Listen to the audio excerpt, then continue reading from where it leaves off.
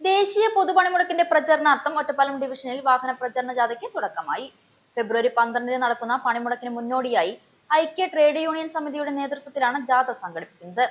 ഷൊർണൂരിൽ നടന്ന ചടങ്ങിൽ CITU സംസ്ഥാന സെക്രട്ടറി M. ഹംസ ജാഥ ഉദ്ഘാടനം ചെയ്തു. കരാറിന് നിയമപരമായ പ്രാബല്യമുണ്ട്.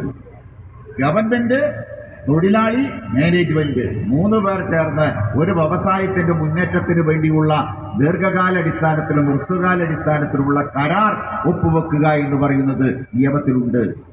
ആ നിയമം ഇനി ആർക്കേയുള്ളൂ എന്നറിയാമോ? 300-ലേറെ തൊഴിലാളികൾ പണിയെടുക്കുന്ന വ്യവസായങ്ങളിൽ മാത്രം മതി എന്ന് പറഞ്ഞാൽ ഇന്ത്യ രാജ്യത്ത് തൊഴിലാളി, മാനേജ്മെന്റ്, ഗവൺമെന്റ് തമ്മിൽ ഒരു വ്യവസായം നന്നായി കൊണ്ടുപോകാൻ ആവശ്യമായ നിയമപരമായ ഒത്തുതീർപ്പ്, നിയമപരമായിട്ടുള്ള ഉത്തരവ്, ആ ഉത്തരവ് നടപ്പാക്കുക എന്ന് പറയുന്നത് ഇനി ഇന്ത്യ രാജ്യത്ത് 95-90% വരുന്ന വ്യവസായങ്ങളിലും ഇല്ല എന്നർത്ഥം. തൊഴിലാളി സംഘടനകൾക്ക് ഓരോ സ്ഥലത്തും വോട്ടവകാശ ഹിതപരിശോധന ഉണ്ട്. എന്നിട്ട് തൊഴിലാളിയുടെ കാര്യം പറയാൻ അധികാരം ഏത് ട്രേഡ് യൂണിയനാണോ അധികാരമെന്നതിനെ കുറിച്ച് വോട്ട് ചെയ്ത് തീരുമാനിക്കലുണ്ട്.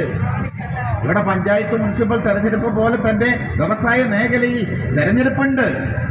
ആ വ്യവസായ മേഖലയിൽ തെരഞ്ഞെടുപ്പ് നടത്തിയിട്ട് ഏത് ട്രേഡ് യൂണിയനാണ് ഏറ്റവും കൂടുതൽ വോട്ട് കിട്ടുന്നത്, ആ വോട്ട് കിട്ടുന്ന തൊഴിലാളി സംഘടനയ്ക്ക് പ്രത്യേകമായ പ്രാധാന്യമുണ്ട്. പ്രസ്താവ് ആക്കിയപ്പോഴേ നിങ്ങൾക്കറിയാം. DRUവിന് ഇന്ത്യൻ റെയിൽവേയിൽ, ദക്ഷിണ റെയിൽവേയിൽ ഇപ്പോൾ അംഗീകാരം കിട്ടി.